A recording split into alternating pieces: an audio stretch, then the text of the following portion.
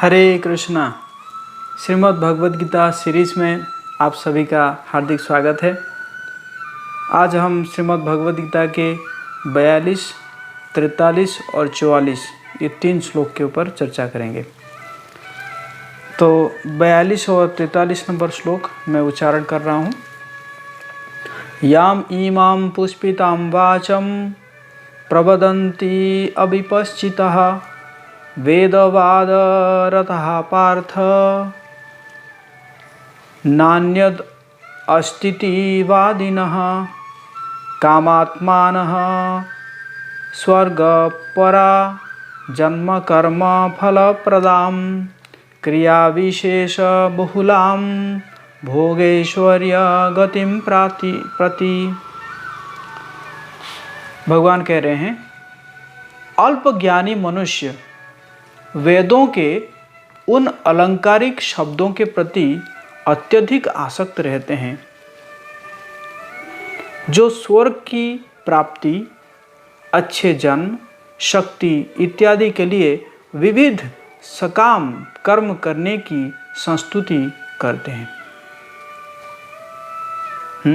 जो अल्पज्ञानी मनुष्य जो वेदों में लिखा गया है, भगवान कह रहे हैं कि अलंकारिक शब्द जिसके द्वारा कि स्वर्ग प्राप्ति होगी या अच्छे जन्म मिलेगा, शक्ति मिलेगा, तो इस सब जो विविध सकाम कर्म जो करने की जो संस्तुति है ना, उसी में वो लोग रहते हैं।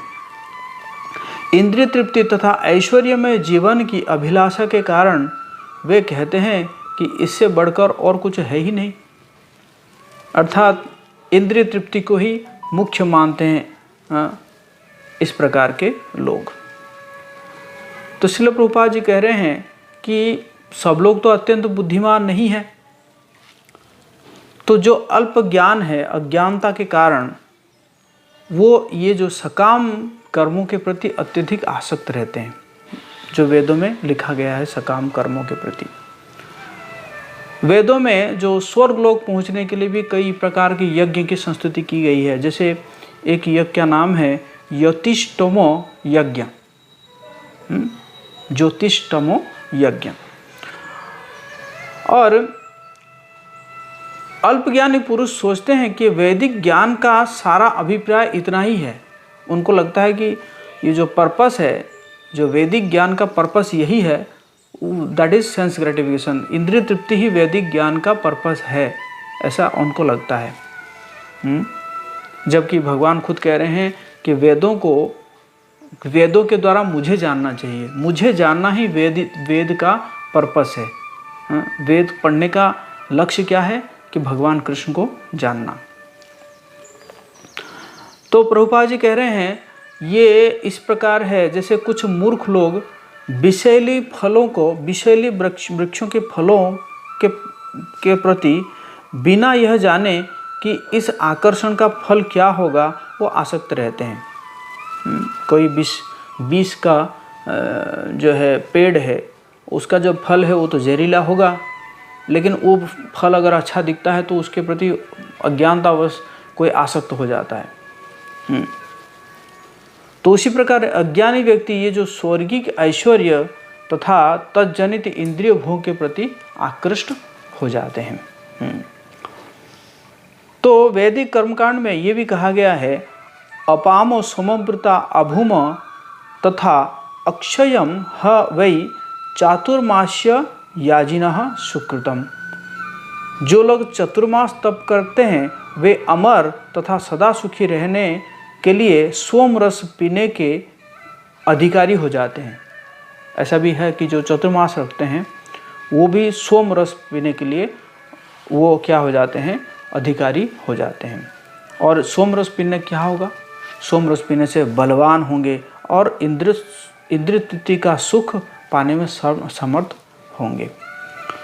तो ऐसे लोगों को प्रभुपाद जी कह रहे हैं कि इनका कोई इंटरेस्ट नहीं है कि ये कैसे हम ये भौतिक संसार से मुक्त होंगे, वो सब इसी में फंसे रहेंगे। क्यों? क्योंकि स्वर्ग लोक में कई प्रकार के उद्यान हैं। जैसे एक नंदन कानन भी उद्यान है स्वर्ग लोक में, ऐसे कई उद्यान हैं और उन उद्यानों में क्या होता है, उन उद्यान में सोमरस सफिशिएंट रहता है, भरपूर मात्रा में रहता है और साथ साथ सुंदरी स्त्रियां भी रहते हैं, भोग करने के लिए सुंदरी स्त्रियां भी रहते हैं। तो इसलिए जो अज्ञानी है वो उनको लगता है कि यही तो सब कुछ है, तो इसलिए वो वेद के उस जो सकाम कर्म का जो संस्तुति किया गया है उसी के प्रति वो आकर्षित हो जाते हैं। तो पहली बार ये जो श्लोक में भगवान जो है वो वेद के बारे में चर्चा कर रहे हैं।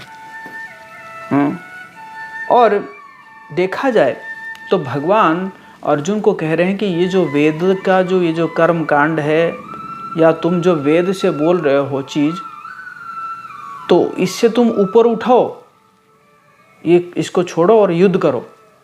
क्योंकि अर्जुन जो युक्ति दे रहे हैं वो वेद से ही दे रहे थे। तो देखा जाए तो एक और इंटरेस्टिंग चीज़ ये है कि कुछ ही समय पहले भगवान खुद अर्जुन को कह रहे थे कि युद्ध करो, और युद्ध करोगे तो जो है तुम्हें स्वर्ग प्राप्ति होगा। युद्ध करके तुम अगर मर जाओगे तो कहाँ जाओगे? स्वर्ग में जाओगे। क्षत्रिय अगर युद्ध में क्षेत्र में मरता है, शहीद होता है, तो वो कहाँ जाता है? वो स्वर्ग में जाता है। तो कुछ समय पहले तो भगवान जो है अर्जुन को ये प्रेरित कर रहे थे कि तुम युद्ध करो, जीत जाओगे तो पूरा पृथ्वी भोग करोगे, और हार जाओगे तो स्वर्ग भोग करोगे। लेकिन अब कह रहे हैं कि ये सब में मत पड़िए, और ये स्वर्गलोक है ना, स्वर्गलोक के इंद्रिय तृप्ति के पीछे मत पड़िए। इसका मतलब क्या है? भगवान अब थोड़ा सा अर्जुन को ऊपर उठाना चाहते हैं। तो भगवत गीता में यही है कि भगवान जो है धीरे धीरे अर्जुन को जो है धीरे धीरे ऊपर लेकर चल रहे हैं। इसी को बोलते हैं योगा लैडर या योग की सीढ़ी। भगवान जो है धीरे धीरे कैसे अर्जुन को ऊपर उठाते जाएंगे, उनके कॉन्शियसनेस को या उनको जो शिक्षा दे रहे हैं। तो अगला श्लोक है, बहुत इंपॉर्टेंट श्लोक है, दूसरे अध्याय का 44 नंबर श्लोक। भोगेश्वर्य प्रसक्तानां तयापहृत चेतसां व्यवसायात्मिका बुद्धि समाधौ न विधीयते। तो भगवान कह रहे हैं कि जो लोग इंद्रिय भोग तथा भौतिक ऐश्वर्य के प्रति अत्यधिक आसक्त होने से ऐसी वस्तुओं से मोहग्रस्त हो जाते हैं, इंद्रिय भोग तथा भौतिक ऐश्वर्य के प्रति अत्यधिक आसक्त होने के कारण ऐसे वस्तुओं से अगर मोहग्रस्त हो जाते हैं, तो उनके मनों में भगवान के प्रति भक्ति का दृढ़ निश्चय नहीं होता।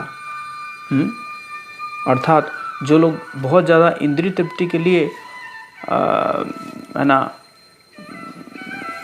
क्रियाशील है या प्रयास करते रहते हैं, तो उनके मनों में क्या होगा? भगवान के प्रति जो दृढ़ भक्ति का दृढ़ जो है निश्चय नहीं हो पाएगा। तो श्रील प्रभुपाद जी इसमें कह रहे हैं कि जो समाधि जो बताया गया है, व्यवसायात्मिका बुद्धि समाधौ न विधीयते। तो ये जो समाधौ है या समाधि है, ये इसका मतलब क्या है? स्थिर मन। अच्छा, फिर प्रभुपाद जी कह रहे हैं कि स्थिर मन का मतलब क्या है?